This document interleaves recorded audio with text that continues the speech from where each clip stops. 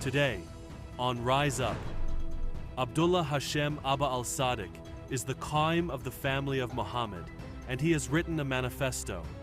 Join Ailia Hallal and Dr. Irfan Alamgir as they explore his teachings. Next, nature is unleashed with Kevin Al-Mahdi. What do we see in the natural world around us today? Medicine of the Mahdis. Dr. Irfan gives us insights into some natural remedies and healing techniques that are divinely delivered to him through the riser Aba Al-Sadiq. Dreams and destiny. Sister Caroline shares an experience from the dream world that inspire and inform. And finally, I Found The Mahdi. Brother Thomas Simon pledges his allegiance to God's messenger on earth, Abdullah Hashem Aba Al-Sadiq. This is Rise Up.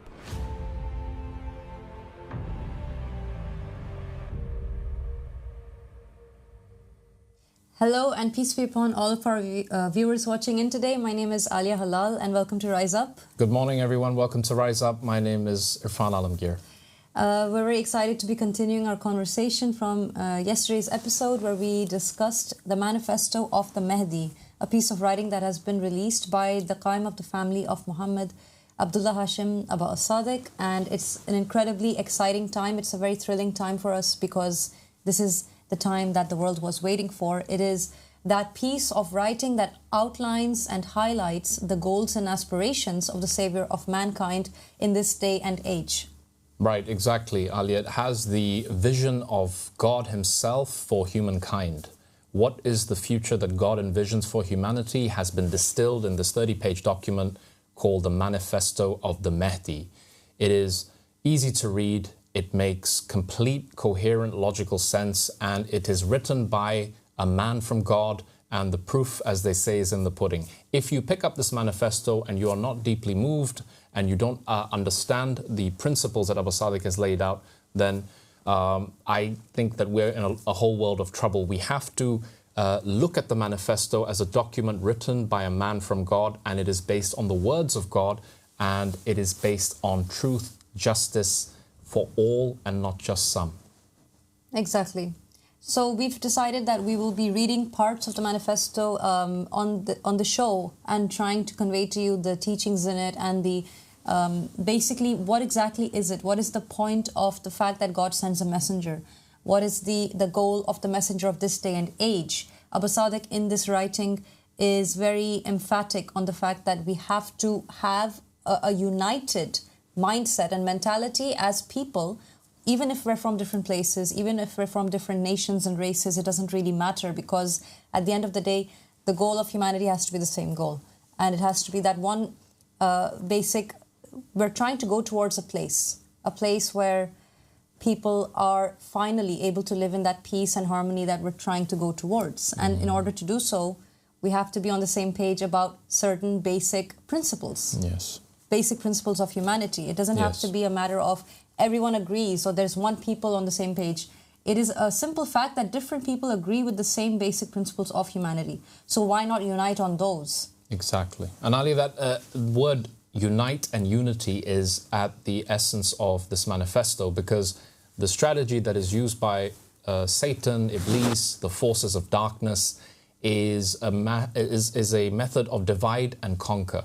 When you focus on what divides us and use that against people, it creates chaos, it creates anarchy, it creates societal disruption. But the essence of the creed of the Abrahamic religions is monotheism, or Tawheed. And Tawheed is about bringing people together, making sure there is a fair distribution of wealth and resources among the people that reside on the earth. And the message is very much, as you said, Ailia, a message of unity. Yes. And another interesting aspect of the manifesto is that Aba Sadiq, from his piece, is actually written down in it the way that you can identify whether or not an individual is from God or not. Yesterday we went into that in depth. We talked about the law of knowing the vicegerent, and it's a very key part of religion. It's a very fascinating piece of information. There is no other, I would have to say, and I think it's safe to say this, there's no other leader or so-called religious leader or scholar or so-called Messiah out there, or Savior, who is actually providing an academic way, an outline on how to recognize a messenger of God, or how to identify the Hujjah or the messenger or the vicegerent of God on earth right now. There are people out there claiming to be the Mahdi, people out there claiming to be Jesus, people out there claiming to be here to save the world, spiritual gurus who claim to have everything that you need in order to make the world a better place and to help people out. But the fact is, how is it that they can be identified correctly as being appointed from God? Yes. And I would highly encourage you to go ahead and look for these people and their way, their method that they're giving you to know whether or not they are truthful. And then compare that to what Aba Sadiq is saying. Compare that to his teaching of how to know that a man is from God. How do we know that Jesus is from God? How do we know that Muhammad is from God? And as such, how do we know that Aba Sadiq is from God? And see that there is a difference, a very clear marked difference, isn't there? Exactly, and it's also a evidence-based, scriptural-based claim that Aba Sadiq makes. He talks about how the story of mankind traces back to Adam, and how it was always the appointment of God that led to the selection of a leader that then created the just state, or that was the attempt at least to create that just state if the man appointed by God is at the helm. If he is the one navigating the ship, then he will take us into that vision of a better tomorrow. And that is really what the manifesto is all about. And we have been, like we said, we talked about the first chapter in depth, and we want to continue to go into the specifics of how Aba Sadiq demonstrates that to create a better world, a man appointed by God has to be in charge and ruling the earth. Exactly. So we're hoping today to go into some of the parts of chapter 2. And it is, again, it's a 28-page, 25 to 28-page booklet or manifesto. You can download it from the website and read it for free. It's something that anyone can actually access from the website. So we can go ahead now. We're going to be taking extracts from chapter 2 and reading them out, because these are parts that really need contemplation and shedding light over together. So let's go over this one. Every other so-called Muslim scholar and representative or leader, whether Sunni or Shia, have called towards elections or obedience to the tyrant king of their country or region, or have called to something else other than the will of the Prophet Muhammad, peace be upon him and his family. This makes us unique and truthful in our claim, and makes us the divinely appointed successors of our time and the only rightful heirs to the prophets and messengers and imams. For we came with the exact same proofs and in the exact same sunnah or way as they have.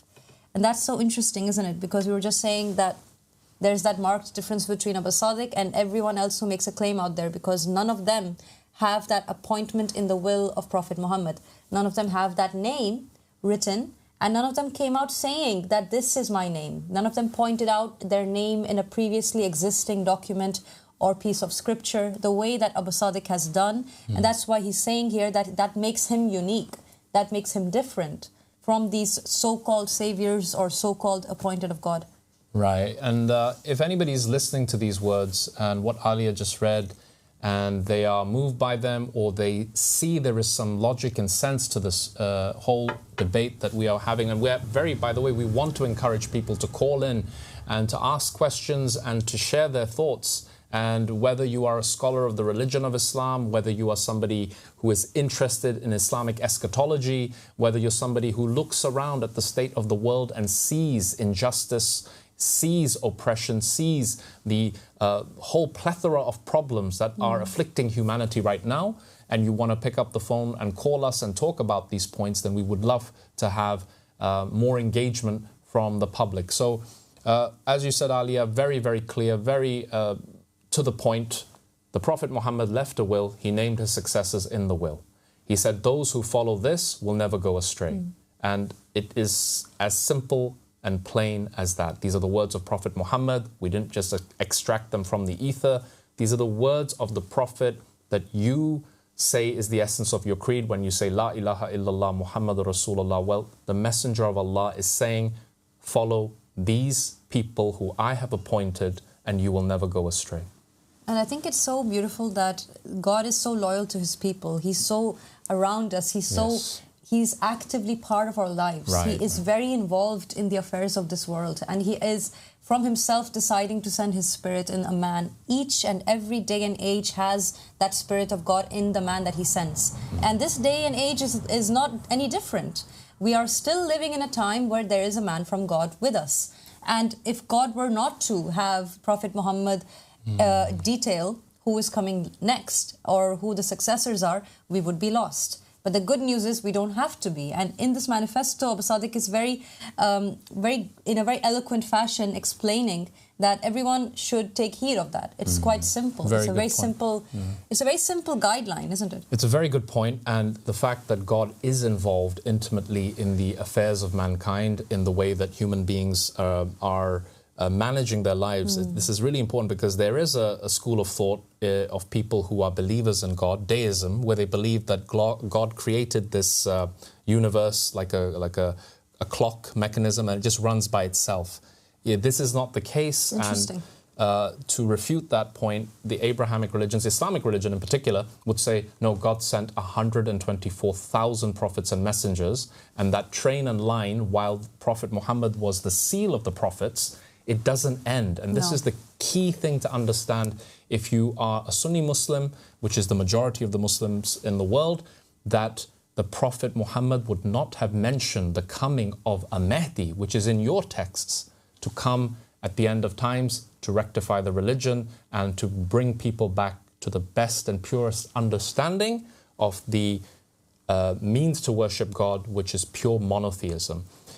It didn't end with Prophet Muhammad. He appointed Imam Ali. Those who have minds to reflect with will see it if they look sincerely. And from Imam Ali, there was a train of Imams, 12 in total, including Imam Ali, and then after them, 12 Mahdis. So God is intimately involved. He cares about the people, and that's why his spirit resides with a man appointed by him who is sent to help humankind to reach their full potential. Absolutely. So the manifesto it starts off with that understanding, and Aba Sadiq I think it was actually a very what's the word I'm looking for? It's very graceful of him. It's very compassionate of him. Yes. That instead of simply writing, this is what we're going to do next, he opens the minds of the reader and tells them, listen, let's talk about what you need. Let's talk about what people need and how we can get there. And what it is that we're looking for and why we need it at all. Because he could have simply said, this is what we're going to do, the end. But he's not saying that. He's saying that these are the reasons why people are in this need. And he even began the manifesto, and we said this yesterday, he began it by addressing the poor and the oppressed. And he knows that these are the people he's talking to. And I'm just going to take a quick segue into something else very fast and come back here again, which is the episode he did on the black hats, and how there are many people out there who watch the lecture series, and if you go to any video, any of the episodes, and you scroll through the comment section, one comment you will absolutely find in some shape or form is the question, why are you wearing a black hat? And we, as his people, we emulate that. Many of the brothers here, you'll find them also wearing black hats like you are, Irfan. Yes. And people would ask. Some would ask in curiosity, others would mock it and say, what's with the beanies, etc.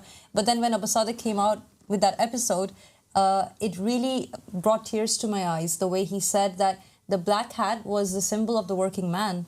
And I am one of the working men. He sees himself, even though God sent him with his spirit in him, and essentially the spirit of God goes in the caliph, it goes in the ruler.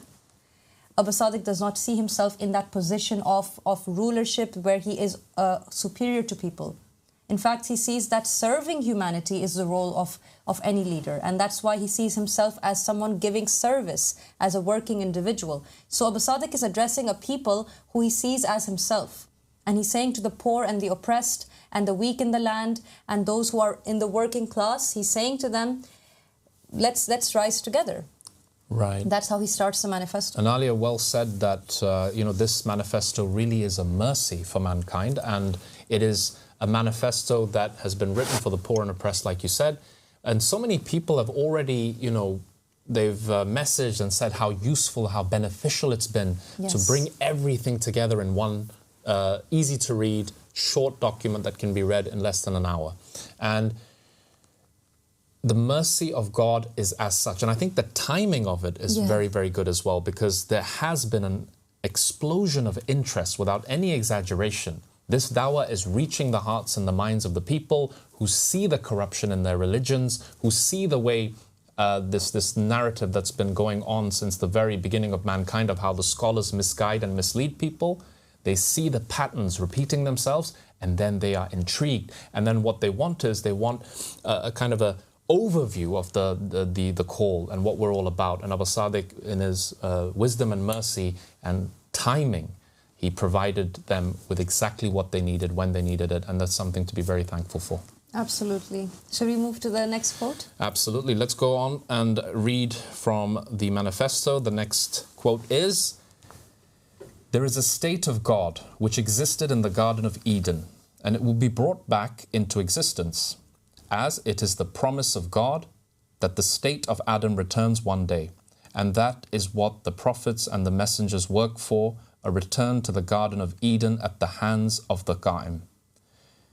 A state where God can be worshipped openly through obedience and acceptance of the divinely appointed leader and representative of God. That is in fact why all the righteous return to this earth, to support him in his goal." There's a lot to unpack there. I love the final statement he makes, and he says it in such few words, but there's a whole universe of knowledge behind those few words where he says, the righteous return in this day and age to support him in this goal. I mean... Yeah, what does that mean exactly? Exactly. There are those righteous souls that, and we've talked about it on the show, and we're going to do more episodes where we go in depth on the topic, but for today it suffices to say that there are so many narrations out there, not just in Islam, but actually in verses in the Torah, there's verses in the Gospels that talk about, and definitely in the Eastern religions, of course, it goes without saying, that talk about reincarnation or the return of souls in this day and age to support the man from God, and that they actually rush, these souls rush to come back to earth because there's something that was left unfinished. There's an unfinished business that they have to tend to, and they are all in support of the same God. They're coming from the same God, the same source. 124,000 prophets and messengers and saints who were assisting them, and companions, and the righteous women who were part of their lives as well. These people all come together in this time to help the Savior of mankind today. And this incredible passage, and I really, really love this quote for a particular reason, and that is that Aba Sadiq, earlier on in the Manifesto, you find this hadith or this narration, okay? And the narration is comparing two different kinds of states, the state of Adam and the state of Iblis, or the devil, right?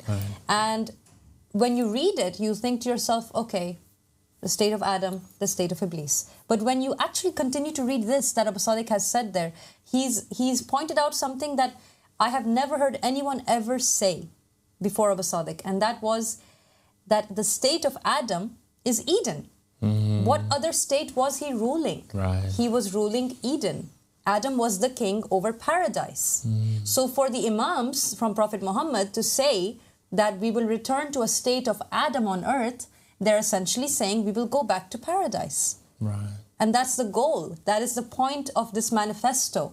That is the goal of Aba Sadiq, to take people back to Eden. Yes, really well said. And it is about a return to that utopia, that paradise, that Eden. To do this, this is the roadmap. If you want to make it there, if you want to create this idyllic state of justice, harmony, and all that you imagine to be good, life could be so much better than what it is right now. It really could we be. can all, there can be a big consensus on this. Who can deny that? And this is what this manifesto is saying. The future can be much, much, much better than what it is right now. Right now, there is darkness that is spread all over the earth, and we are living in a time.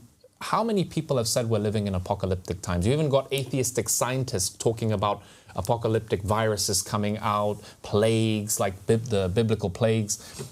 The condition of humanity is getting worse, not better. The divide between rich and poor is getting greater, not smaller. And the Mahdi is calling the people to an alternative future. And I hope that you will open your hearts and your ears and really, really take the chance to look into this. Absolutely. I'm going to go to the next excerpt that we extracted from the manifesto. So it goes on and it says, but in order to establish a divine just state, we had to first find a leader. And second, we have to enter into a new covenant with God. And entering into a new covenant with God requires that we find the Imam of the time, pledge allegiance to him, and then obey him in all things, and accept from him religion and the new jurisprudence and law from God. A very clear and precise way of finding paradise on earth. As Aba Sadiq begins the manifesto, he says, finding a leader is key. I mean, this goes without saying, but a lot of people will not accept that or do not recognize that to be the issue. And he then continues and explains how in order to even reach that paradise, you have to be in a covenant with God. God expects that we be in that relationship with him. How can you be in paradise without having that relationship with God? And how can you have a relationship with God if you do not have a covenant with him? If you do not have a two-way contract? A relationship, by the definition of the word, means that there is something given and taken. So in order to have a relationship with the Almighty, we must be in a covenant with him. And in order to have that covenant with God today, we need a new covenant bearer. We need someone new to come with that deal. Anyone out there who says, I'm fine staying on the covenant I had with Moses, or the covenant of Jesus, or the covenant of Muhammad, right, it's no longer the case. Unfortunately, history has proven that these covenants were clearly broken. And I really highly encourage the viewers out there who are not familiar with what I'm saying to go ahead and download The Goal of the Wise from our website. The link should be on the screen. And the first 6 chapters will very, very easily prove to you that this is not the case. Those covenants are no longer in place, because once you break a contract, the contract is broken. Yes. It's no longer in place, which means that the time has come for a new one. The time has come for a new covenant. And to assume that it's not needed is to again belittle God and his credibility. If you make a deal with the Almighty and you break it, or humanity breaks it, then it is belittling God's intellect to assume he is still on the same covenant with us. It doesn't make any sense. And look at the historical precedents. You have the Jews who believe that Moses brought the Mosaic covenant. And then you've got the Christians who say that covenant was broken with the advent of Jesus Christ. So then the Christians become a separate religion, and they say, no, all of the Old Testament, we accept certain precepts from it. However, Jesus is the new law. He is the truth, the life, and the way. Yes. And then the Muslims come. They're in the next category. They say, okay, we accept those first 2 as prophets and men from God, but with Muhammad came the next covenant, and it is the final covenant because he's the final messenger or the final prophet from among the prophets. So you can see right there how each world religion has cancelled out the previous religion and said the new covenant comes with a new man. And then Muhammad, peace and blessings be upon him and his family, said that after me will come the Mahdi, and he will come with a new matter. And this word new matter is something worth pondering over, because what does that mean? The Prophet Muhammad, peace and blessings be upon him and his family, never said that with me is the final covenant. And this is a key distinction that is worth reflecting on. And I think this is where we see that a divine reset is very much needed. You put your fingers on the pulse of humanity and you see there is a big, big problem. The scholars have distorted the religion beyond a recognition, and now a divine reset needs to happen. And the one to do it is the Mahdi, and he was mentioned by the Prophet Muhammad to come in the end times, and he is the one who carries the 7th covenant, the last one with mankind. Exactly. 2 points that I want to make very quick over what you said. The first being that it's so vital, right, to recognize that reset is needed, and anyone who denies it or says to themselves, it's fine, we are okay as we are, is in deep denial, because clearly there is something very wrong there. And the second point that I think is very critical to notice and realize is that, and this is a misfortune, I think, of the human condition. It is easy to stay in your own place, in your own mindset or religion, whether it's Sunni Islam, Shia Islam, if you're a Catholic, a Protestant, an atheist, whatever you might be, and say to yourself, actually, if a savior did come, then it would probably be to propagate what I believe. You know, it doesn't have to be that he comes with a new matter. Even though, clearly in the narrations, as is mentioned in the manifesto here, Prophet Muhammad and his successors actually do say new matter. Like you said, they also say new book. They also say new jurisprudence and a new religion. This is what they say about the Mahdi. This is what's prophesied about him in the narrations. But for some reason, it is stuck in the minds that when the Mahdi comes, or when the Savior comes, or when Jesus comes, or whoever is being waited for, he's actually going to come and validate what I already believe in, which is not only very closed-minded, because it doesn't make sense then. Why would we need the Mahdi to come? Why didn't that religion already take precedence in the world and already bring us to a divine just state? It didn't, right? Yes. Catholicism isn't working. Shia Islam isn't working. If the goal is to live on paradise on earth, then these religions are not working. But it's also a little bit entitled, I would say. It's a little bit even selfish. Let me go as far as to say it's even a little bit selfish to think that the Mahdi would come for a certain mindset or people and completely neglect all other peoples, all other religions, all other cultures. Surely a man from God who is here to unite humanity would keep in mind all those mindsets and peoples and cultures and religions and bring them together under a banner, under a seal, under a covenant. And if he wouldn't do so, then how is he going to achieve his goal of bringing peace and justice to the world? Precisely. A great question, and one definitely worth contemplating on. Ali, you sparked a thought in my mind while you were speaking, and it was that, you know, a lot of the Sunni Muslims, and I am from the majority Sunni Muslims that make up the kind of Islamic diaspora, and they think, well, if Muhammad sallallahu alaihi wasallam is the best of the creation, how come there is a need for a new covenant with mankind? And I think Alia provided ample reasons why. Don't forget that the Prophet Muhammad said that a Mahdi will come and he will lead the people and he will guide the people. He is the guided one by God. And to submit to him, when it says crawl over snow to get to him, it and pledge allegiance to him, it doesn't just mean that you say, okay, I respect you, you're the Mahdi. It means you submit to him completely. What he says goes, because the same Spirit of God that was in Prophet Muhammad is now in his great-great-grandson, who is called the Mahdi, and he speaks the same from the same source, which is God. The Muslims have to recognize, Sunni Muslims, the reason why some of the hadith may not be something that makes sense to you is because you're not aware of their existence. Because unfortunately, when the Sunni sect was created, the Sunnis really did. We missed out on this treasure trove of knowledge from the family of Muhammad, who talk about the return of the prophets and the messengers that they call the Raja. It is completely alien to my ears when I first heard it. But the fact of the matter is that the Imams of the Ahlul Bayt, the 12 Imams, the 12, even the Prophet Muhammad mentioned it in Sunni narrations, in the Sahih books of the Sunnis, that after me there will be 12. Or where else are they 12? Who are the 12? Well, the Shia are like, well, here they are. They're mentioned in his will. They're the 12 Imams. Exactly. There is Ahlul Bayt. And they, in the narrations of the Imams of the Ahlul Bayt, this is the first jump that you have to take. As a Sunni Muslim, you have to recognize Abu Bakr was not appointed by the Prophet Muhammad. The Sunnis never claimed that he was appointed by Prophet Muhammad. But the Shia claim that he did appoint Imam Ali. And then they provide proofs for it.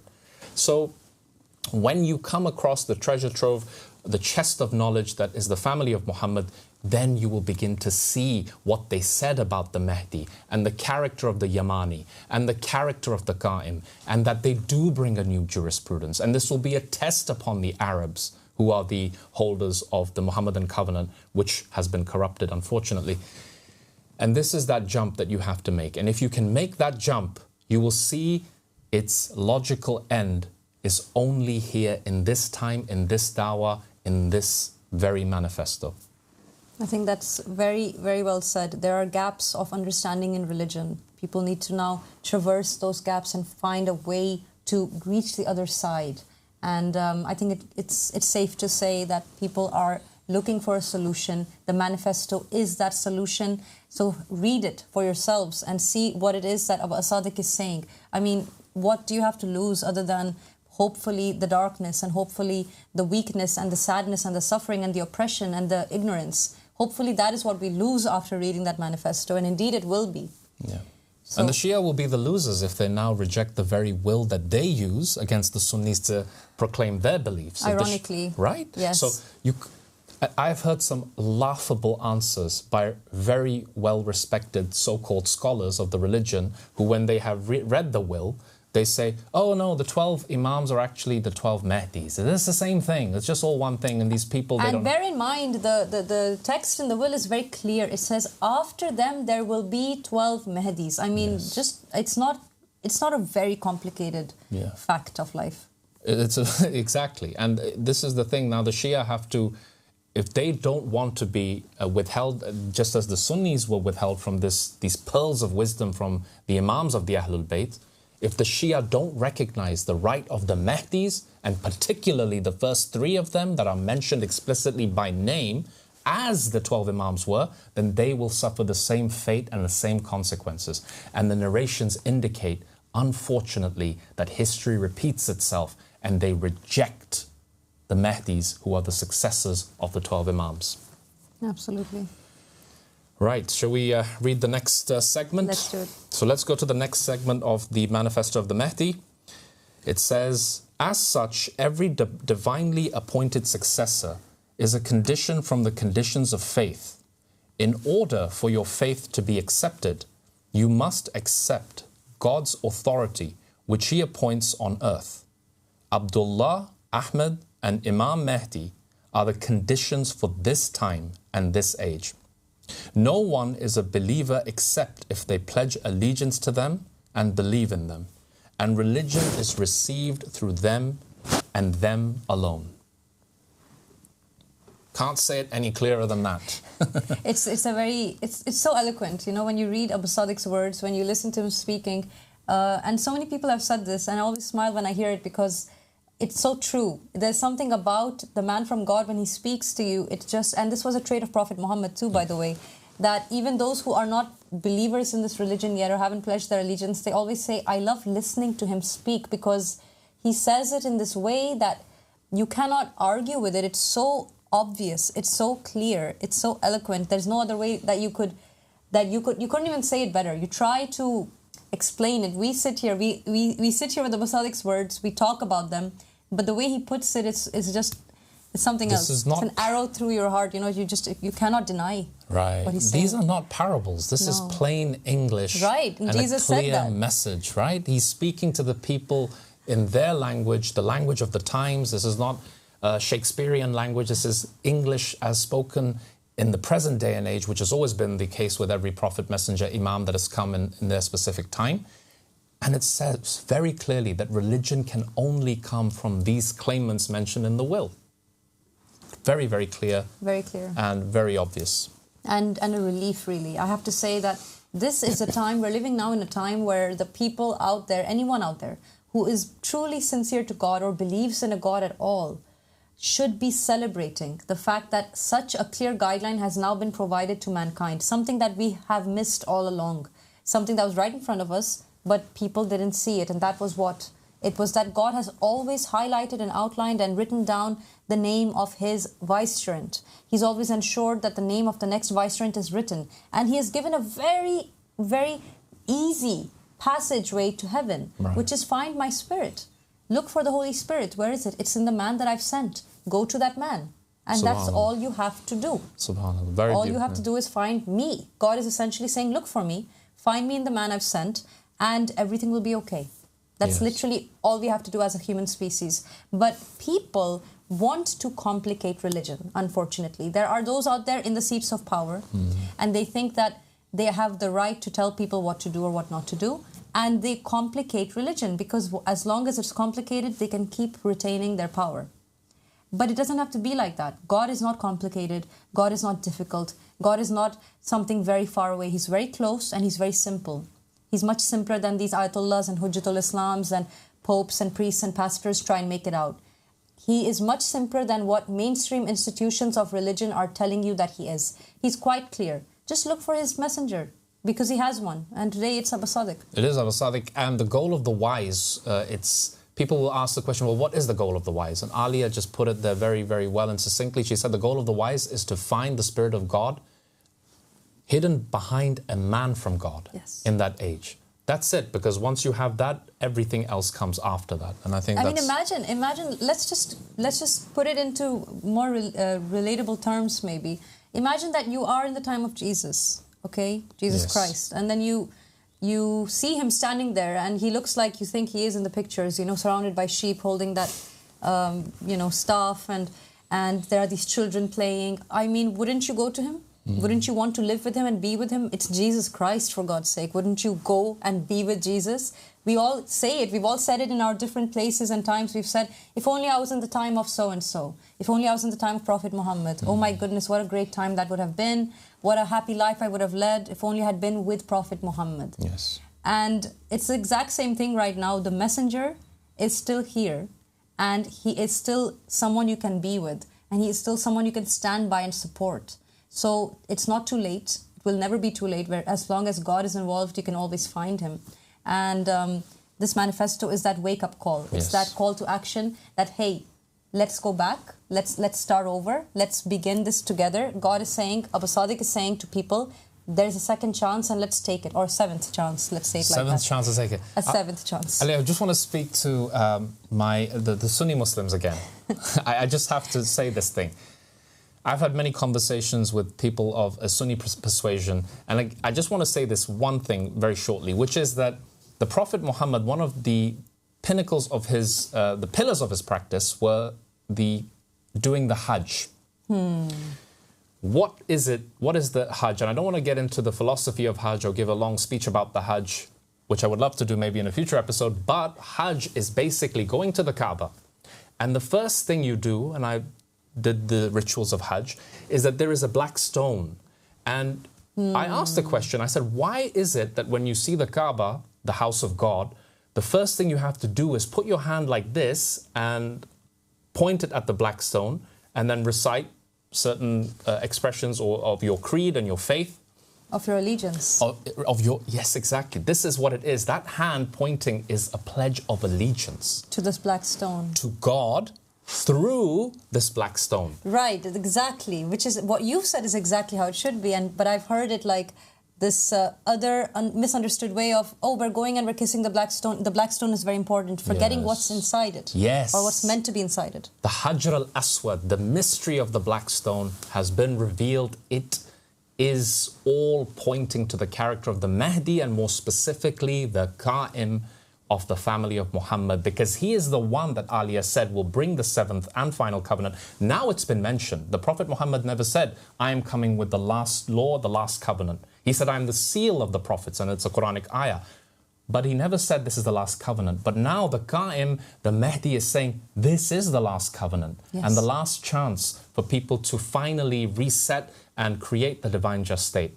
And the Hajj ritual, the importance of Hajj, is in giving that pledge of allegiance to the black stone, which symbolizes the Qa'im of the family of Muhammad and the goal of the wise. There's a beautiful passage and talking about this, and please read into it. And all Muslims, reflect on what you are doing. These are not just empty rituals that you learn and you perform. These are things to contemplate. Contemplate on Hajj. What does it mean when you stand on the day of Arafah or the plains of Arafah?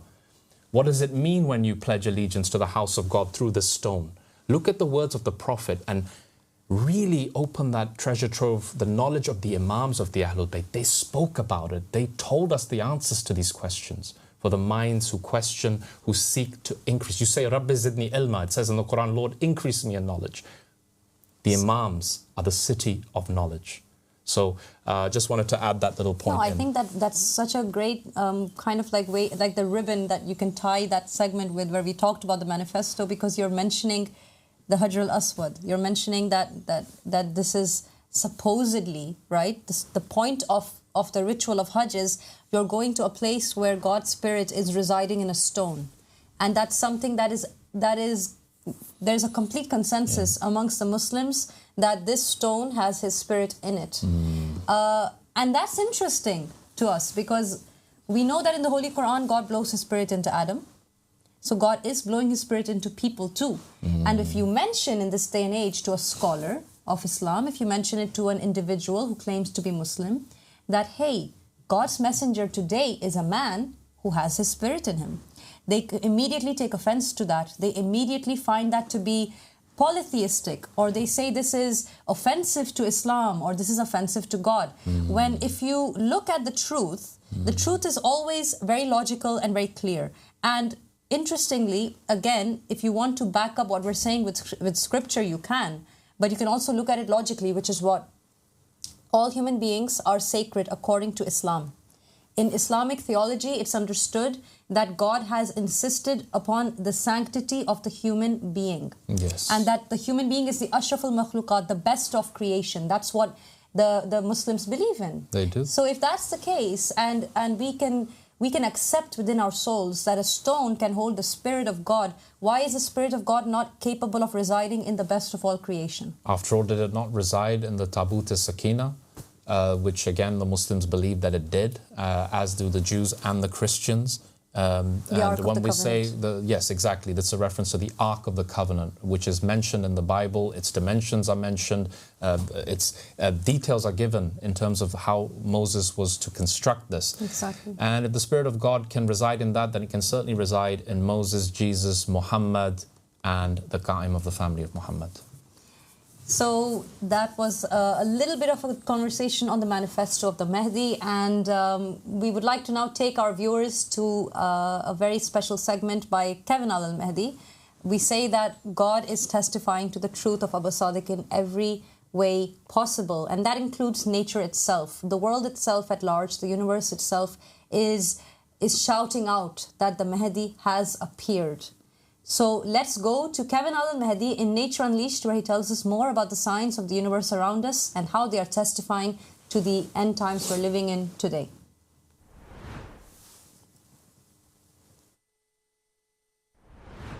Famine is spreading across the globe, a terrifying reality that echoes ancient prophecies. But this is not just a natural disaster, it is a sign, a call to wake up and seek the truth. Today, on Nature Unleashed, we explore how these famines fulfill the signs of the end times and what hope remains for those who seek it.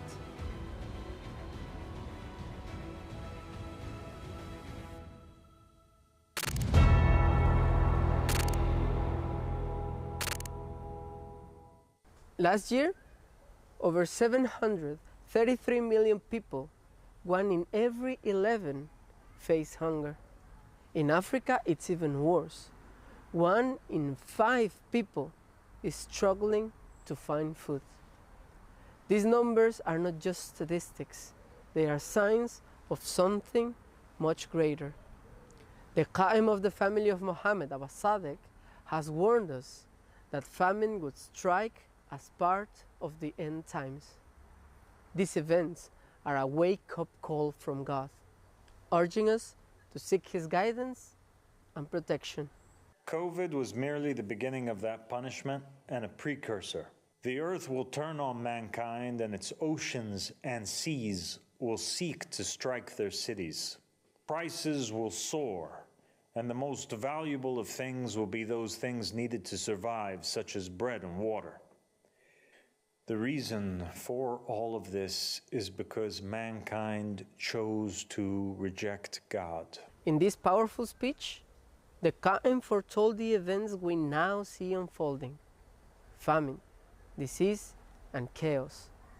The Quran speaks of these awakening events, saying, "And when the world is fulfilled against them, we shall bring forth for them a beast from the earth, telling them that the people were not certain of our signs." This verse speaks about the Mahdi, the one who brings the message that people must believe in God in the way that God wants to be believed in. Today, we see these signs and we must take heed. In Sudan, the famine in Zamzam camp is a heartbreaking reality. Over 400,000 people are struggling to survive.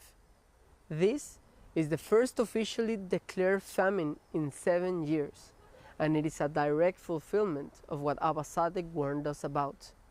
The Bible foretells this event, saying, "For nation will rise against nation, and kingdom against kingdom. And in various places there will be famines and earthquakes." These events are not just natural occurrences, they are signs from God urging us to turn to Him. This famine, like the wars and plagues we are seeing, must be understood as a sign that we must wake up and seek the truth. The Qa'im has told us that the earth is responding to mankind's actions, and now is the time to call upon God and seek His mercy. In the Bible, when you have eaten and are satisfied, praise the Lord your God for the good land He has given you.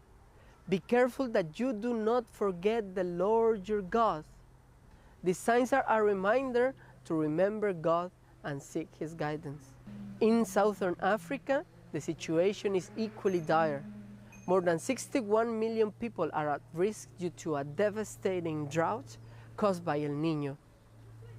It's the worst drought in 100 years, with crops failing and millions facing hunger.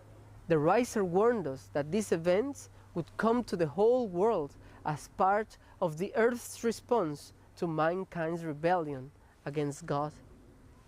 The Quran reminds us corruption has appeared throughout the land and sea by what the hands of people have earned, so that He may let them taste part of the consequence of what they have done, that perhaps they will return to righteousness. This verse reminds us that these trials are a call to return to God and His guidance. The water shortage here is terrible. We're struggling to get water. Sometimes when it rains, a dead dog can be washed into the spring. We have to just take it out as we need the water, even if it's contaminated. These are the stories of those suffering in this world, but they also serve as warnings. The Qa'im said, "Prices will soar, and the most valuable of things will be those things needed to survive, such as bread and water." These signs are calling us to seek refuge in the seventh covenant, the only way to be saved from what is to come. This is not just about food shortages or natural disasters. It's about the spiritual state of the world. The punishment of the end times is here, and more trials are coming. But for those who accept the seventh covenant, there is hope. God is calling out to you through these signs, urging you to come back to Him. As the prophet Isaiah said, "Seek the Lord while He may be found. Call upon Him while He is near." Now is the time to respond to His call. As we witness these events, we must remember the words of Abba Sadiq. Woe to you, O human beings! The greatest of punishments approach. And the greatest of punishments are the poor. They will eat the rich. This is a time of great testing, but also a time of great hope. The signs are clear, and they are written in the scriptures of every faith. Will you listen?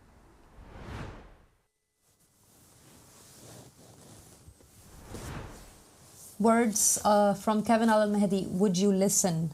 Very heavy and very motivating, because would you listen to what exactly? Well, the signs all around us. As Kevin has mentioned, we see that the impact of the way the world is changing rapidly is very clear on the people. The drought, the famine, the fact that people are suffering widespread all across the world in different ways. And again, why? Because of the actions of the people, not just on a spiritual level, but also because of practical decisions being made on the ground, which are impacting the economy, impacting the production of food, and actually impacting how it's reaching those people in those countries as well. And unfortunately, out of everyone, the people impacted the most are, as usual, the poor. Yes. If you look at the narrations from the family of Muhammad, they talk about the condition of mankind at the time before the emergence of the Mahdi. And it's the same for all the prophets and the messengers. It seems that before their advent, there is a squeeze on the civilization of the time. And it has this humbling effect. It has this thing where, imagine you are somebody who is driving and you're going into a pit in front of you, you don't see it coming, and whilst these actions are created by the actions of mankind, the purpose of these adversities, these natural disasters, these plagues, pestilence, all the things that are mentioned in the narrations and in the books of the Muslims, Christians and Jews, is because then this causes them to pay attention. COVID, for example, was a way in which to make people pay heed. Everything was on lockdown. The only thing you could do is sit at home and reflect. Now, how you choose to use that time is a decision that you have to make, and you will have to live with the consequences. You could go and engage in entertainment, TikTok, whatever, or you could think about what is actually happening. Was there a time in history where great plagues came upon mankind because of the actions of mankind? And have these things been prophesied by the men from God, if you are a person of faith? And the answer is a resounding yes. Not only has it been prophesied that natural disasters will increase, but diseases will increase. The breakdown of the family will increase. Gender roles will be confused. There are many, many prophecies. And I think Kevin is obviously focusing more in on the natural disasters. Yes. But these natural disasters are intimately linked with other aspects that affect mankind. Social issues, food shortages, contaminated water, the migration of disease-causing mosquitoes, things that were only endemic in Africa, diseases that are carried by mosquitoes are now being found in Europe. And the incidence is increasing of all of these diseases in Europe because of climate change. If you go onto YouTube and you type in Earth temperature NASA, you will see this video of how the temperature of the Earth is increasing. Even a 1 to 2 degree centigrade increase in global temperature, even a 1 degree increase, while it doesn't sound like much, on a global scale, it has catastrophic consequences. You know, we're talking about, and interestingly, Ailia, it's actually at the polar caps where you see the redness really, really concentrating. And that's, of course, where all the ice is, and we're seeing it. It's not just a scientific abstract theory. This is something that people are witnessing, this huge slabs of ice and snow falling into the water, raising the sea levels, and low-lying land in countries like the Netherlands and Germany. If you're in Europe, you will have witnessed this happening, the huge floods that are happening. And these natural disasters are very much a part of the story of the apocalypse and before the arrival of certain personalities that come to then rescue people. And of course, Noah's Ark is an archetypal example of this, where a huge flood leads to the salvation. Mankind is saved from this flood through the Ark of Noah. So yeah, always insightful, always important to keep your ear to the ground. Look at these things happening in increasing frequency and ask yourself, why is this happening? It's because mankind's actions are not in alignment with their intellect and not in alignment with God. Very well said. It's that link, isn't it? A series of unfortunate events that we're looking at. And it's always the case, as soon as we stop listening to God's commandments or we don't take his command or his advice or his suggestion or his recommendation, what happens? It's anarchy, it's chaos, it's disruption, it's confusion. And then people are struggling and scrambling to rectify the mistakes or cure the symptoms, really, isn't it? And the disease is something much deeper and much more invasive. It's not something that you can simply fix the symptom or fix the effect of it. You have to actually go deeper and find the root of the issue in order to stop the consequences from hitting so hard and so far and outspread. We're seeing the numbers in general on the news, the number of deaths per year is increasing. The number of the poor and the economy and the disbalance of the wealth, the fact that the ratio of rich to poor now is insane. It's huge. Like the gap is so big and so wide, and obviously it has that effect where people are now suffering. There is a huge shortage of food in general, or food that can be affordable to people. It's just a whole mess. It's a whole thing, right? Like you open the news and you see, and it's not happy. There is unhappiness all around.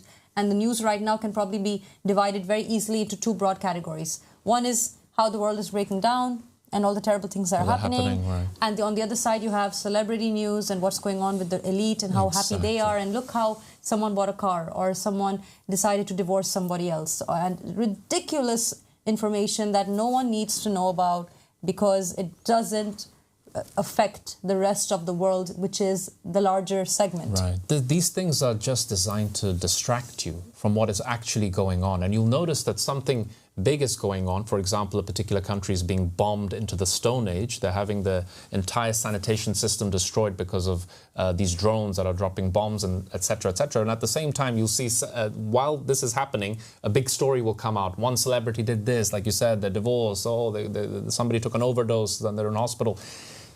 You really, really have to, this is the time to really wake up and smell the coffee. And rise up.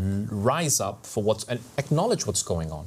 You know, these social problems are going to affect you. The rich think that they can build their houses on top of these mountains. Well, no one can hide from God. We live in an interconnected world. People will pay because of their passivity, because of their... You can't sit on the fence. There is no sitting on the fence here. You have to recognize that things are going wrong.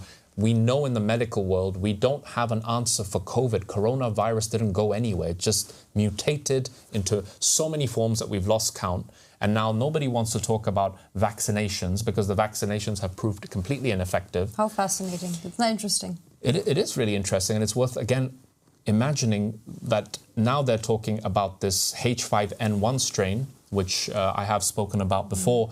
And it's very ominous. It's extremely ominous. It is a virus that will be much, much worse than what coronavirus did. We're not fear-mongering. We're not sensationalizing. This is what the experts in the field are saying. And we have no answer for this, people. We don't know how to cure viruses that mutate at the rate they do. We've never been very good at killing viruses. And now our antibiotics are not working anymore. We have superbugs, ironically, emerging from places where people go to get healed. The superbugs are being cradled and birthed at hospitals. My goodness. Because this is where we use these strong, powerful antibiotics, which we need, but there are no new antibiotics coming out, and the superbugs are evolving at a very rapid rate. And of course, all the religions, Jesus Christ spoke about this, that plagues and pestilence will hit mankind. The Prophet Muhammad and the Imams of the Ahl Bayt also said it. And these are the repercussions of our choices and actions, because we turn our face away from God. And when we arrogantly turn our face away from God and His Messenger and put our fingers in our ears and engage in vanity, then we will have to pay for this. Out of His mercy, God is giving you these signs to wake you up to the reality that the world is standing on the edge of a precipice. And if we don't wake up and we don't recognize God and the man sent by Him, we will suffer the consequences as the nations before have done. You know the example of Sodom and Gomorrah and what happened there.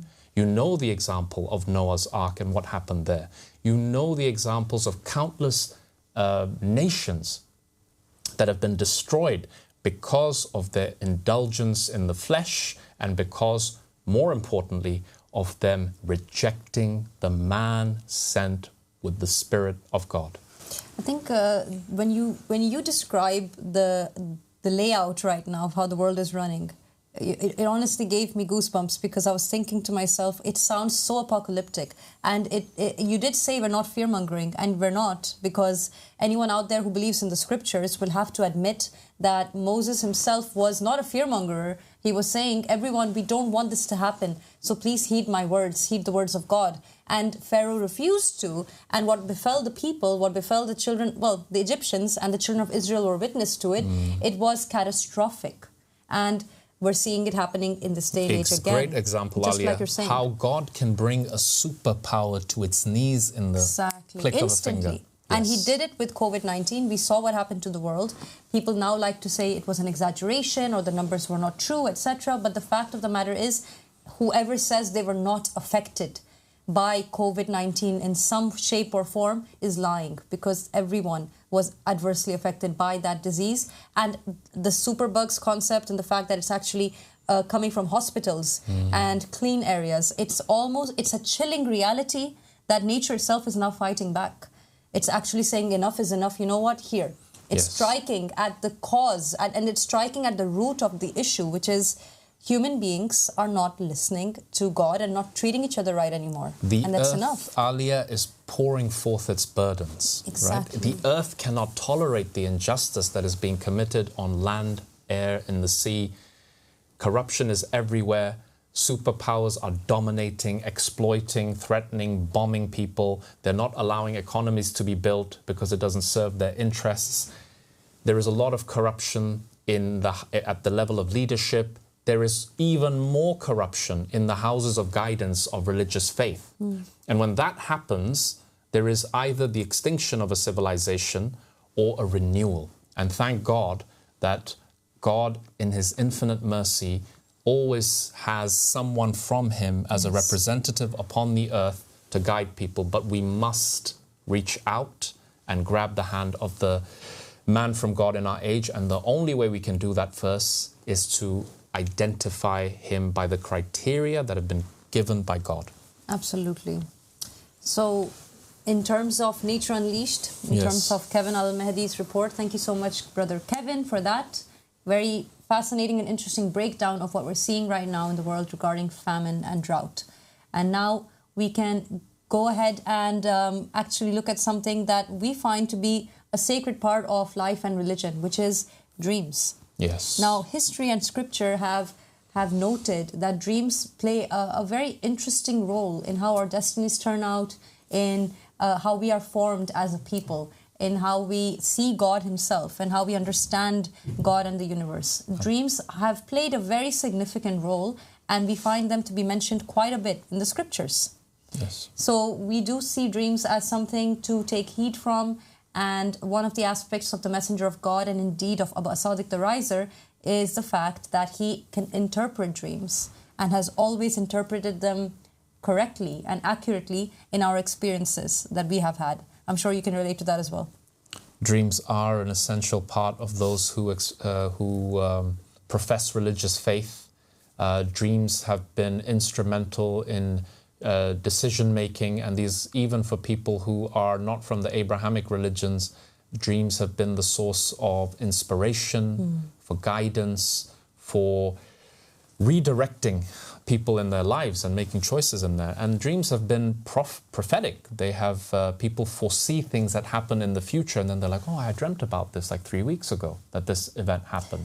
Yes. How do you explain something like this? And dreams have been spoken about by the Prophet Muhammad. He said this is from a part of prophethood that has been that is accessible to mankind, that their dreams educate them. There have been scientists that said that they had big breakthroughs through dreams. For example, Nikola Tesla, there are many examples where people had these breakthrough moments that came to them in their sleep. And many people with creative minds, they say that in their dreams they see solutions to problems that they'd spent years looking for. And it suddenly comes to them in a dream. Very incredible. So we have a testimony by one of our sisters here, Sister Caroline Horen, who actually came and testified to a very interesting dream that she wanted to share with everyone. So let's go ahead and check out Caroline and her testimony. So I believed in Ahmed Hassan since 2011, and I always wanted to see him in a dream. And I used to ask God a lot in my du'as to show me Ahmed Hassan in a dream. And I saw him a few times, but he always had like a light veil in front of his face. I could never actually see him, even though I really, really wished to see his face so much, but I was never allowed to. So then in 2015, we believed in the black banners. And that was actually when I saw Ahmed Hassan for the first time in a dream with his face, like he was in the pictures. And the dream was as followed. I was in my room or in a building, and then I got a text message from Abu Sadiq alayhi salam. And he said to me, come to the balcony and I'll finally show you Ahmed Hassan. And I got so excited because it's been like my dream to see him. And so I go on the balcony, and there's Abu Sadiq, and he's getting out of a big black car, and with him is one of the brothers. And they look at me from the balcony, and they show me, he shows me Ahmed Hassan. And for the first time I saw him, and he looked exactly like he did in the pictures. And I was just so happy to see him, and I ran towards him, and I hugged him, and I just called him Baba, like I just said, you know, Dad. And I felt as if like I'm finally home.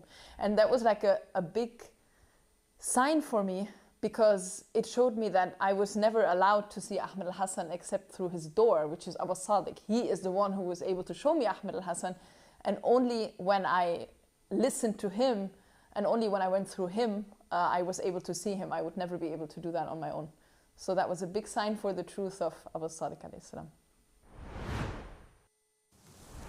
That was a very beautiful experience that our sister Caroline just shared with us, and another testimony to the fact that, as we've said before, through nature we find the signs of God speaking to us, but also in the dream world, God himself is giving those out there looking for him those signs and showing them those symbols and letting them actually come into contact and speak to his messenger in the dream world itself. And Sister Caroline there is speaking about Imam Ahmad al-Hassan, the first of the 12 Mahdis, and how she actually saw him in her dream. And it's such a beautiful story. And I think it's so needed, it's so necessary for us to be open and understanding of the fact that these dreams enforce faith. They enforce our understanding of God. People out there may say, well, dreams are just your thoughts. They're just your ideas coming into play in your mind. But then, as you said earlier, Irfan, how does that explain prophetic dreams? How does that explain dreams where you learn something and then when you put it into action, when you're awake, it's actually working or it's coming to fruition? Clearly, dreams have a significant role, and we've seen it in Scripture. We've all experienced it. Sister Caroline is now saying that the dream world is testifying to Ahmad al-Hassan, and that is very beautiful. It's very beautiful, and you have this very powerful message in Caroline's specific dream that you can only reach a previous proof of God, a previous representative of God through the one that is currently in your midst. Wow. And if you extend that statement, you can see that you can only reach Prophet Muhammad if you first reach the Qa'im of the family of Muhammad. You cannot enter the city of knowledge without entering through its gate.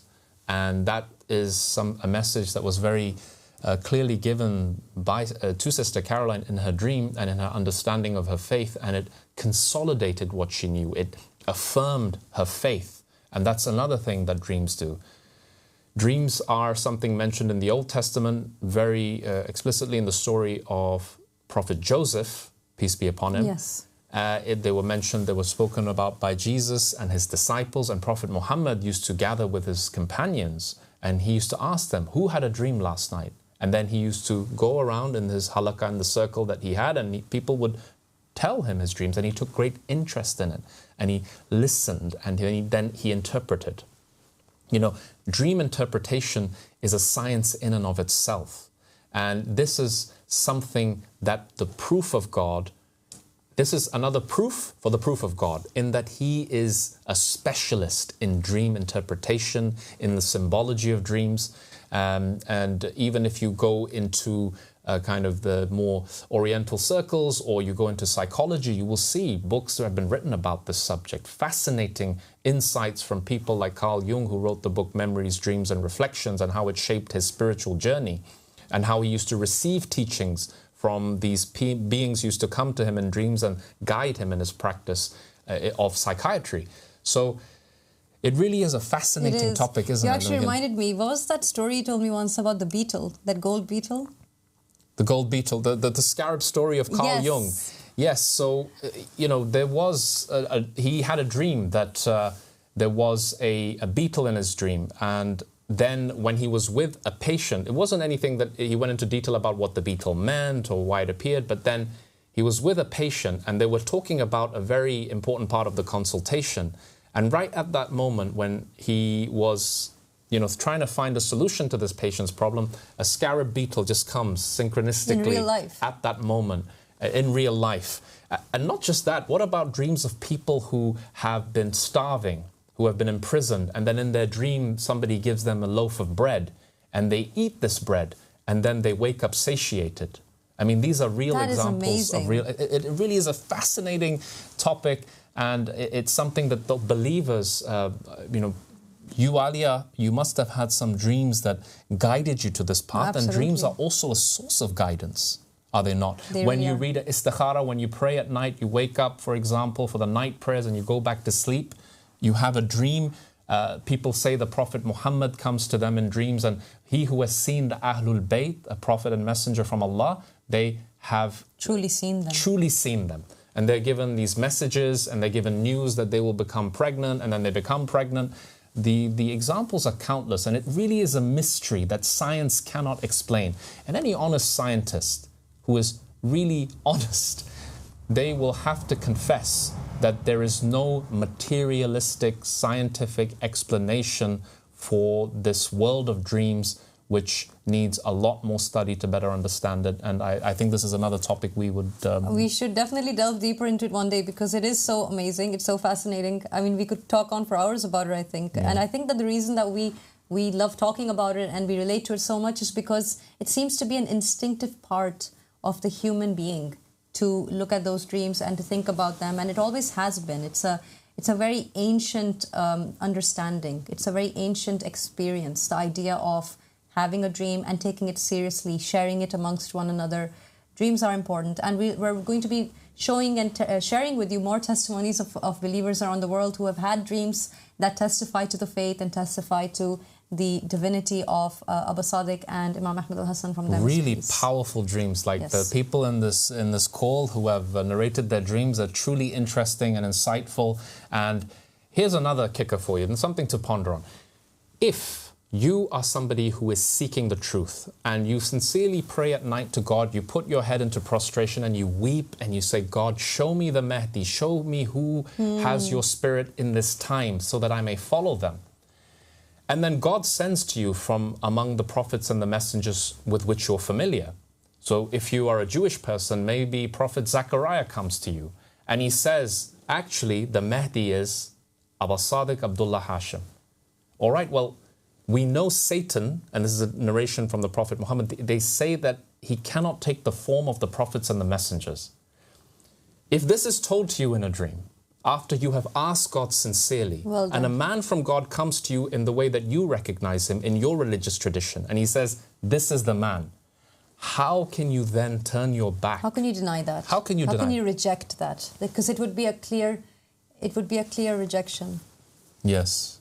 People have been seeing Aba Sadiq even before he publicly claimed to be who he was, as a man from God, as a veil between God and the creation. I mean, this is something many, Ailia, you were from him from the very beginning in Egypt, and there were people in the community in Egypt with Aba Sadiq, his true disciples. I mean, I can tell you that believers and disbelievers have testified to having dreams. I've actually had people who don't believe in the religion coming to me and saying, I had this strange dream that Abdullah Hashem was the caliph, for he was from God. And then I would say to them, well, why don't you look into that? Clearly there's something that you're being told. And these are people who had not even pledged allegiance. Of course, we have believers who had those dreams too, but others did as well. And when I would say to them, look into it, they would say, oh, but it was just a dream. And there's no such thing as just a dream. How can something so significant come to you in your sleep and it's simply a dream or simply a thought process? Clearly not, because this individual is not even a believer. Absolutely crucial point. If a dream of this magnitude has been given to you as a present, as a gift from God, please then do not deny it.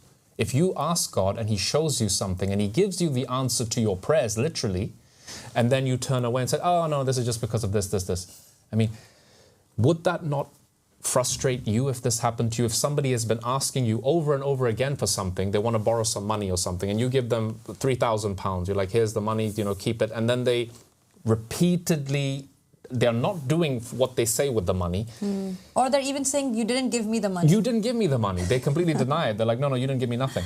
It would make me feel very upset as a human being. And God gives these treasures and gifts and dreams to people. They shouldn't be taken lightly. It shouldn't be. Never forget and always treasure and be grateful and thankful, because if God cuts off that line of communication, then you have been the worse off for it. You have been the one who's been impoverished. Dreams are a blessing, a gift, a spiritual realm that we know very little about. And Aba Sadiq's book, The Goal of the Wise, is replete with examples of dreams and how they form a very, very important part of one's journey into the spiritual life and the journey to God. Yes, absolutely. We take dreams quite seriously here in this religion, and everyone should, as every religion has vouched for the sanctity of dreams. We also have brothers and sisters from different parts of the world who have very happily testified to the various experiences that they've had, which have led to them pledging allegiance to the Qaim of the family of Muhammad, Abdullah Hashem Aba Al-Sadiq. And we're very happy now to introduce you to one of our dear brothers, Thomas Simon, who also visited our headquarters before and AROPL Studios, and he has a full interview that we did with him that's available on our playlist called I Found The Mahdi. So let's go ahead and take a look at some of that interview and how it went. When I grew up in the Caribbean, and when we grew up in the Caribbean, we grew up close to family. Yeah. You know, grandmother, mother, brothers, auntie, all grew up together. And we used to have this time in evening when everyone come from work, school. We sit down around the table. That time you didn't have TV, you know, so you grew up in a village, you had one person in the village had TV. And you used to sit down together, all of us sit down together. And the grandparents would come make tea there and put it on the table, and they'll tell us stories, and you'll be laughing and smiling. And you could feel the love, you know, from your mother, you know, a motherly love. Coming here, I could feel that love. It's like a motherly love, you know, welcoming. Everybody was hugging me, you know. I was smiling. I tell you, I was smiling the whole day. I show my jaw will hurt. We were all smiling all day, really thank you. smiling. Meeting people. Everybody was so welcoming, you know, so happy to see me, you know. And the people were walking around, seeing the way they're communicating with each other, so polite, so loving, so caring, making sure that you're okay, you know. That was amazing. That brings me back to my childhood, you know, growing up in the 1990s, you know, where everybody, before the technology, and everybody used to come together and just share the story, play, you know, and it's to feel so happy. You don't worry about anything, like all your worries disappeared. Yeah, like true family. Yeah, true family. And being here, you could see this is true family. Yeah, this is love. You could see it, you could feel it, the energy, everything. Could feel it, the connection, it make you happy. Put a smile on your face, your heart beat fast. Okay, you know, you never seen that before. You've been in England, you made people not that welcoming. If you don't give them something, you don't get the love. But here you don't have to give to get the love. They naturally just give you the love. It's unconditional. If someone out there would ask you, why, Thomas, why is there so much love there? Why are people connected like that? What would your answer be? The answer will be because God is with them, and God is love, God is merciful. Imagine how merciful He is. Imagine how we've seen, we abandon Him, and He still gives us the breath of life. Yeah. He still protects us during the day. You know, He provides. He just, this world, you don't have nothing. When you die, you leave it behind. Yeah, but He's still providing the breath of life for you. He's still giving the water. He's still giving the food when you don't have it. And that's where the love comes from. Yeah. And I could see God is with you all. You know? The Almighty is with you all. And that's why you all have His love. And because He is giving you all the love, He's shining through you all. So He could guide people to Him. And that's what Aba Sadiq is doing. He's guiding people to the Almighty. To me, Aba Sadiq is someone that leads me to the Almighty. So he's my guide, the guided one. So through him, he teaches me how to live my life, you know, because he's the representative on earth. And you only could find the righteous way and the correct way to live through the man of God. With him, you have everything that you need. Things where you're struggling with, you could go to him and then he will teach you that. how to overcome sin, you know, how to live your daily life, how to pray, how to approach people. He is the man that I could see that could guide me to the straight path, straight and narrow path to God, because only through him you could find God. Absolutely. Nobody else. Because many preachers go up on the podium, and when you look at them, they preach, you cannot see God in them. You know, because when they say something and they do something else. But with him, I could see what he said, that's what he does. That was Brother Thomas Simon here at AROPL Studios. We were interviewing him. It was such a nice experience. We really love this dear brother to us. Very good energy, good spirit, warm individual. And I'm going to go after the show is over to listen to the full interview because, it's people like Brother Thomas who are able to navigate themselves on the straight and narrow path that he mentioned. And it's very easy to fall off this path, except if you have the path being lit up by a man from God like Aba Al-Sadiq that he said. That was the game changer for him because he recognized the light of God. He was able to find his way home. Exactly. And he testifies to the fact that when he came to the community, when he saw the brothers and sisters, he actually understood and realized this truly is that seedling of a divine just state that we're believing in.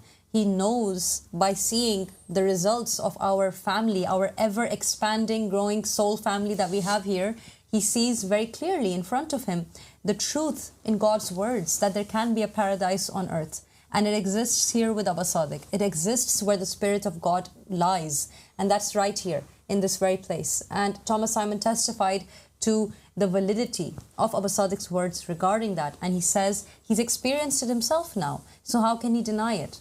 And he's actually doing a call to action as well in this interview, saying to the people, look into this. Look into this man, because he too was once not a believer in this religion. And it was after he found it. And I'm just going to give a little sneak peek before you watch the interview. A very fascinating part of his experience was, he said that he came across the religion on Instagram, and it was a short. Someone had made a little short, I think, of Aba Sadiq's words. And he skipped it the first time. He was like, what is that? And he skipped it. And then he said it came up again, which was unusual for him because that wasn't his content. He wasn't looking for that. Again, he skipped it. And the third time when it came up on his screen, insistently coming to his face on his screen, he said to himself, maybe God is trying to tell me something. 3 is a significant number. It's a very significant number. And it also testifies to the fact that Thomas Simon is a man who knows there's a God. So there's no such thing as coincidence in this world. And if something comes 3 times to you in your feed, you may as well check it out. Something is happening there, right? And then he goes ahead and he checks it out. And he said to himself, I've never heard someone talk like this. I need to see the whole video. And that's how he began his journey on the School of Divine Mysteries. Wow. And he's an avid reader. He actually read the entire Goal of the Wise very carefully. And he watched every episode, and he said to himself, I have to meet these people, I have to pledge my allegiance. Yes. And he did. And we're excited to have him as part of our community. We love this brother very much, and we're happy to have had his testimony here. And it was very interesting to hear from him. And he was, after reading Goal of the Wise, he was inspired. He was bubbling with ideas about what we could do next and how we can promote and propagate the religion. And this is the consequence of reading a book that really feeds your soul. And Brother Thomas Simon is a perfect example of an individual who, it's written, seek and you shall find. He was a seeker. He had God send him the video 3 times, and on the 3rd time he knocked. And when he knocked, the door was open. So a great story. It's always good to see. And by the way, there are men, and so Ailia is at the forefront of this, by the way. She is the outreach person who is in touch with all of these people all over the world.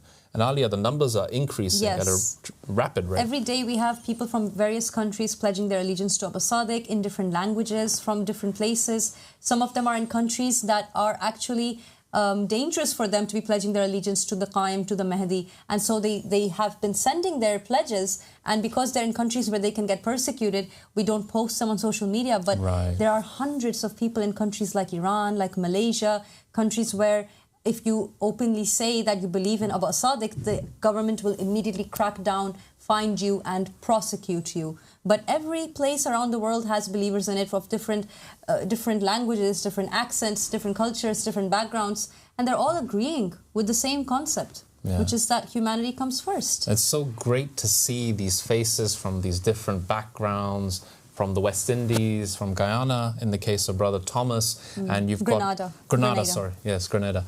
He is one of many faces, and there's all these videos, shorts of people from Canada, from all four corners of the world, Philippines, Kenya.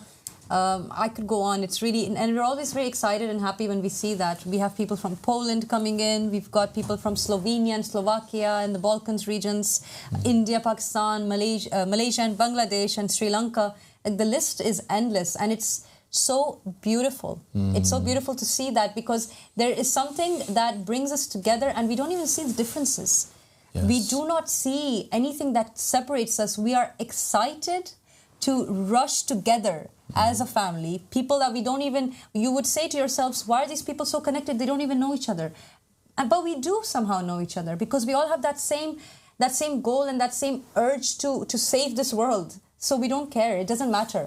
We just want to hold each other's hands and run to the same Father, that man from God, Aba Al-Sadiq. And it's happening every day, and it's such a beautiful experience to watch and witness. And it fulfills the prophecy, doesn't it, Ailia, that it says the companions of the Qaim will come to him like the clouds of the sky. They will gather. Like the leaves of autumn. Like the leaves of autumn, yes, exactly. Beautiful. And the leaves are gathering, and the movement is getting, it's growing quickly. The momentum is increasing.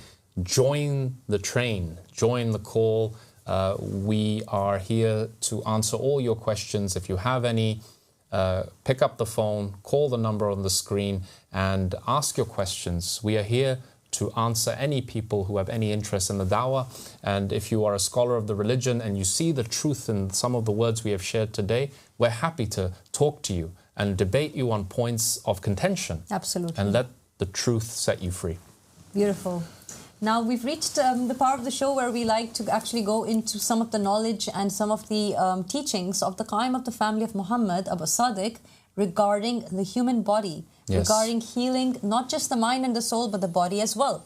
And we've reached the segment that we call Medicine of the Mahdis, because part of being a messenger of God is knowing how to heal the people as Jesus did. Yes. And Dr. Irfan over here is a very esteemed brother of ours who we see him as that vessel that takes on the knowledge that Aba Al-Sadiq has given him regarding the body, regarding healing, regarding medicine, the godly interpretation of it, the divine knowledge of it, and he conveys it to us, and we're excited to know what it is that today you're going to teach us regarding healing and medicine. Yes, very excited to have the segment back on the show. Last couple of episodes, there was a lot going on with the Manifesto, so we were unable to get this segment in, but happy that it's back, and happy to, and privileged to be in a position to share the knowledge of the family of Muhammad with the people.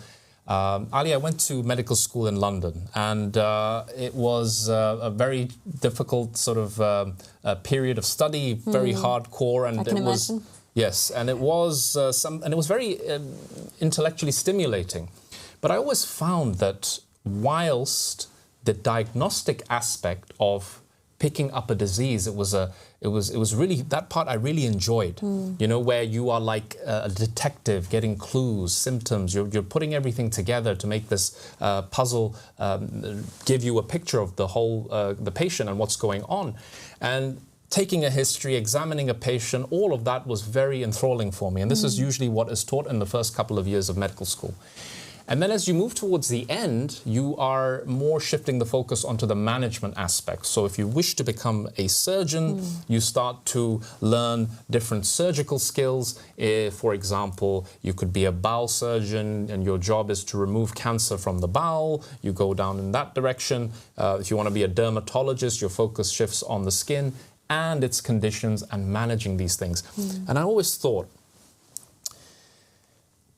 the huge bulk of problems which make up the chronic diseases that are an economic burden and increasing at an exponential level, I never felt that the management of these key conditions are satisfactory.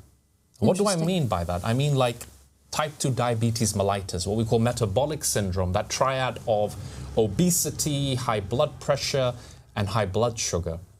The evil trinity that is responsible for the majority of deaths from cardiovascular diseases like heart attacks, strokes, and peripheral vascular disease, where you get gangrenous skin, you get ulcers. Whenever there is a blockage in the circulation, we have problems manifesting. And this is the real big killer. Along with cancer, they make up the majority of people who die in the West. And then, of course, you've got conditions in the poorer countries, which are usually from a lack of medical resources, lack of basic amenities that you would expect society to have. So clean drinking water, for example, proper management of waste and sewage. And I always felt in the management area there was a big gap.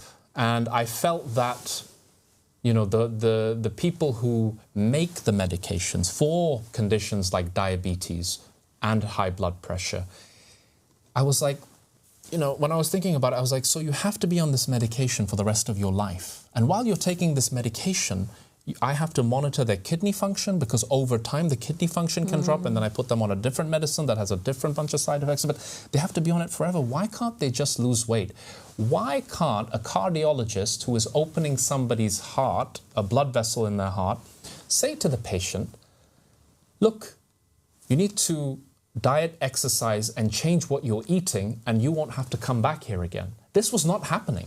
The patients would be treated for the blockage, then they would wait in the hospital bed, and then before it was time to go, they would have a review by the doctor, and then they would see their general practitioner in the community and be started on a large swathe of drugs, from statins to aspirin to blood pressure pills to diabetic pills if they were diabetic.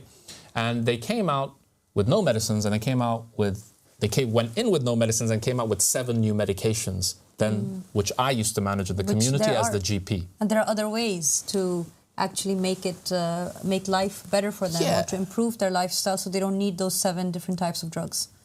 Exactly. And they're not being given those ways. Right. And although that's beginning to change, and there are some very good doctors out there who have recognized this problem and why it exists. And it doesn't take a genius to figure out that the pharmaceutical companies that make the medications, it is in their best interest that if a patient keeps coming back for more prescriptions, you know, the health sector takes up a huge chunk of the budget that is designed to improve society, and a lot of the people don't need to be taking these medicines. If you've been diagnosed with type 2 diabetes, and I say this without any reservation, if your blood sugar is at a certain level, you don't need to be taking the medicine straight away. Change your diet. Sit with a dietitian before you take the pills. The doctor will say, oh, look, if you don't take these pills, you know, your blood vessels, the smaller ones in your eyes, they'll get sticky and they'll close up. The ones in your feet, you'll get ulcers. They'll tell you all this stuff, and this is true. But what is even more true is, if you give up those sugary drinks that you're drinking, 4 or 5 glasses of a day, if you start to walk in the morning for 25 minutes, a brisk walk, if you cut out those late evening meals, which are mainly carbohydrates, and you switch to vegetables, and you have olive oil instead of lard, for example, after a few days, after a few weeks, you will begin to feel much better, and your blood sugar will fall, and you will not need to be on these medicines that you need to be on 10, 20, 30, 40 years and be monitored for them with the blood tests that come at regular intervals. So like, let food be thy medicine, right? Let food be thy medicine, and change. And stress, Alia. Stress is also one of those things that is responsible for so many chronic diseases and illnesses. And we touched on how meditation is one of those great things that if you do it, your hormones all go into this kind of balance, and then you don't suffer from them. And that is, with stress, I want to now come to the condition of the day that we're going to talk about. And it is also associated with flare-ups of this skin condition, which affects 4 to 5% of the global population. Now, that's not paltry numbers. And the condition I'm talking about is psoriasis.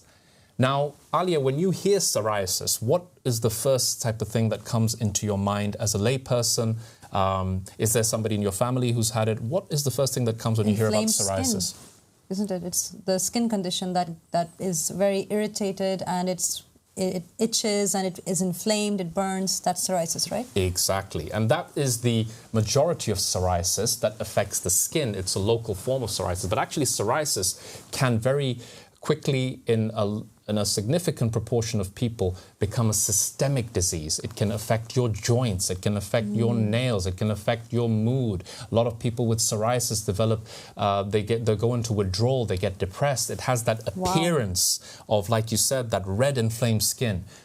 Psoriasis, if we bring up that first image on the screen, you'll see what psoriasis is. There is a picture of a lesion, and psoriasis is typically inflamed, localized skin, and it has this scaly appearance on it. It can be intensely itchy, it can become infected from itching too much, and it can spread to all parts of the body. The commonest form of it is called plaque psoriasis, and it usually affects what we call the extensor surfaces of the body, which is the back of your arms and the front of your knees. It can cover large areas of the body. If you look at the next picture, you will see somebody's arm, and in that picture you can see how extensive that psoriatic plaque is. It looks so painful. Yes, and it's called a plaque because it's raised from the skin. It's not a flat rash, it's a thick, scaly rash, red, and it can become irritated very quickly. And psoriasis, like I said, affects a lot of people, and its incidence is increasing. Now, with psoriasis, what causes it? This is another great question. We have theories of what causes it, and there is evidence to back some of those theories. But psoriasis is what they call an autoimmune problem. What happens in psoriasis is that for some reason that we don't fully understand, although there are genetic elements to it. So, for example, if you have psoriasis, there's a very good chance that a first-degree relative in your family will also go on to develop psoriasis. So there is that genetic susceptibility. It's not caused by your genes, but people who have certain genes are more likely to develop it.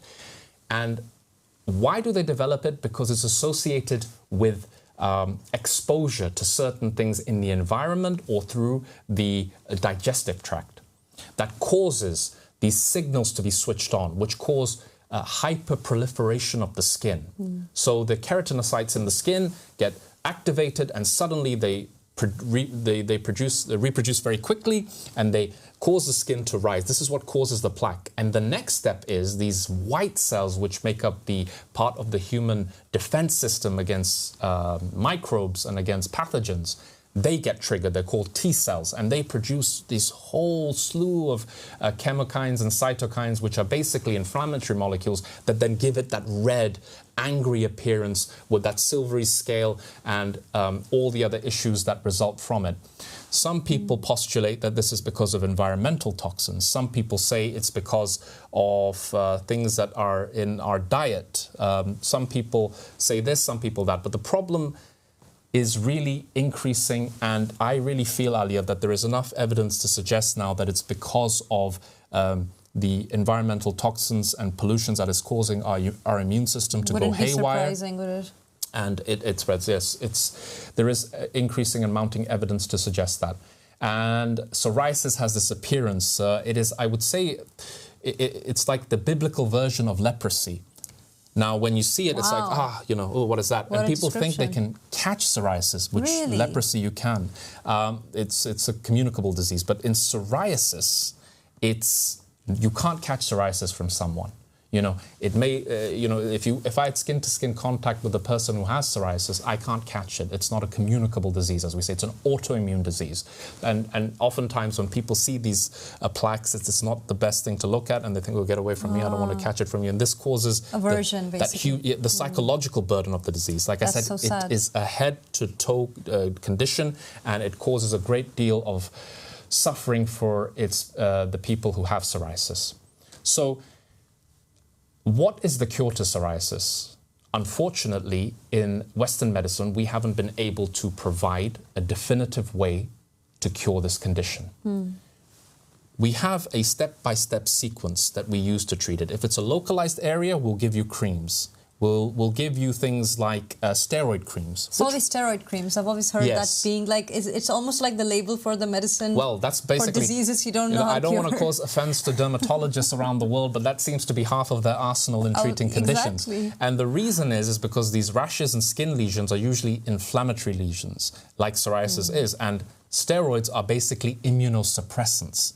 But the type of steroids you need are strong. They are potent steroids, and over a long period of time, they can cause the skin to become very thin, and they can suppress your immune system, the good part of it that you need to protect yourselves against these slew of viruses that are waiting on the horizon. So there's always something. You say, which one do you want to choose, basically? Yes. Okay. I mean, look, in the short term, Pick your poison. I advocate the use for a short period of time to bring the very horrific lesion under control. And there's also vitamin D, by the way, which also treats psoriasis very effectively. If you're not somebody who wants to have the side effect of steroids, ask your GP to prescribe you vitamin D analogs. Okay, they have a cream that's called calcitriol, which also immunologically improves the condition of psoriasis. But after that, you come on to the big power hitters. You have to have these tablets that you take that suppress the immune systems, things like methotrexate, things like what we call the DMARDs, the disease-modifying anti-rheumatic agents. So now we're talking about when you've got psoriasis that causes disabling symptoms and disfiguration of your joints, like rheumatoid arthritis. So psoriasis can progress to that level. And this is where you hit people with these very powerful immunosuppressant medications that can cause a huge list of side effects, and they have to be monitored and given by a specialist called a rheumatologist. So now the dermatologist and the rheumatologist hold hands and they treat the patient under the kind of joint care. And these, as you go up the ladder in terms of treatment, the side effects increase. And those who have this condition and have been subjected to these medications know exactly what I'm talking about. Some of the medications then go into the intravenous route, where you have to have these infusions set up, and you need subcutaneous injections that are given on a less frequent basis, but they have even more side effects. So we have some tools against psoriasis, but they come with these lists of side effects, and there is a long, long, long list, which I don't want to get into because time is short.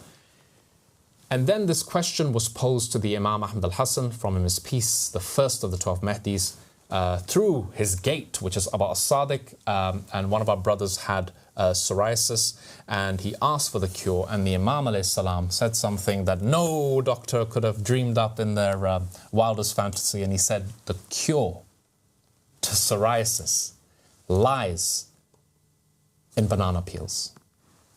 Amazing. Boom. Wow. He said there is something in the banana peels, some chemical, some compound, that heals these psoriatic plaques on your skin. And he didn't go into detail as to how we administer the banana peel. But in the first instance, what we did is what the people were already doing, because banana peels, by the way, have been used for skin beauty treatments for a very long time. They exfoliate the skin, they have antimicrobials in them, and people, for example, who get insect bites have been using it in different cultures, where they just put a peel of the banana skin and they wrap it over that area and they leave it there. In the condition of our brother who had this condition, we just applied what we saw. So we got a banana peel, we just washed the outside, we cut it, and we applied it over a psoriatic plaque on his leg, and it was a big one, probably about, I'd say, 10 to 12 centimeters across, long, and then it was about 4, maybe 6 or 7 centimeters in diameter. Very itchy, very inflamed, and after 2 or 3 days of keeping it on, he did describe it feeling intensely itchy. So the process of how the banana peel was actually like reacting, or the skin was reacting, slowly releasing something. And then when he took it off after a few days, it was like a miraculous thing. It was like, where did that thick, angry, inflamed plaque go? Amazing. You know? Wow. What a testimony. Huge. And we actually made an episode of Medicine of the Mahdis about this, which we'll try and bring up and put on the channel as well, because it was quite a sight to behold.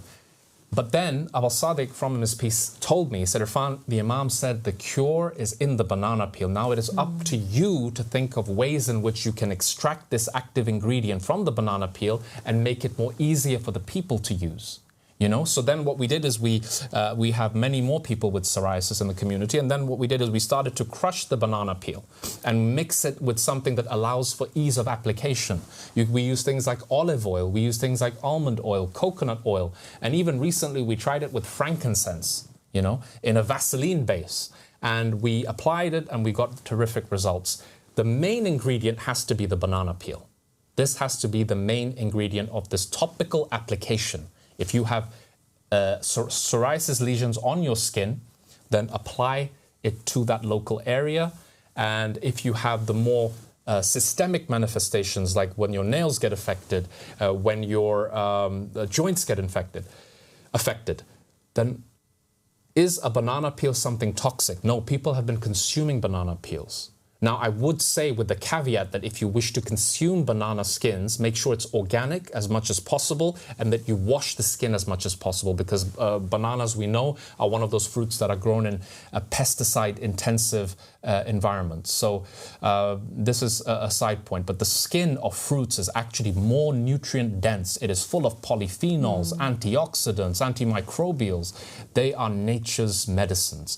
And the Imam gave one of the signs that he just knew that banana peels would cure psoriasis. We put it to the test. We advise you to do the same and write us, send us pictures, messages. Did you get the same results that we did? And I would love to entertain calls on medical matters. Any questions that you have, feel free to call me. Ailia and I are here to discuss not just religious matters, but also practical medical matters, and that is part of the tradition of the proof of God. A messenger from God has always been the case. They are not just healers of the soul, but also of the body. That is exciting, amazing. Anyone out there with that disease should definitely heed these words, take the advice. You have nothing to lose. Banana peel is not a damaging or a harmful substance. It's just a banana peel. So go ahead and try it out. Let us know if it works. And thank you so much for sharing that amazing knowledge from Aba Al-Sadiq, from his face, regarding a very difficult disease that people have. Thank you. Thank you so much once again to our viewers. We've reached the end of our program. So until tomorrow, Assalamu alaikum rahmatullahi wa barakatuh.